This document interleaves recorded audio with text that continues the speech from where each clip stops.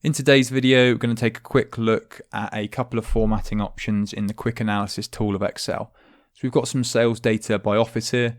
The offices are Amsterdam, Chicago, Hamburg, Prague and Sydney, and the sales are broken out for 3 years, 2019, 2020 and 2021.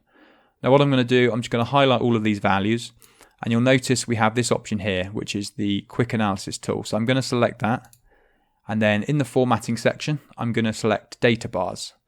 Now instantly what this does is it shades all of the cells a differing amount of blue depending on how high or low their value is. So the highest value of $145,170 gets completely shaded in blue, whereas the lowest value, 56,058, is only partially shaded.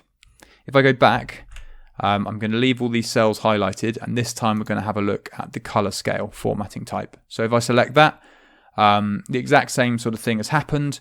The only difference is we've got a different formatting type. So depending on where the value is from highest to lowest, it takes on a different color. So both of these formatting types allow you to just quickly make your data a bit easy to understand and a bit more interesting to look at. So it's great to be aware of this when working in Excel.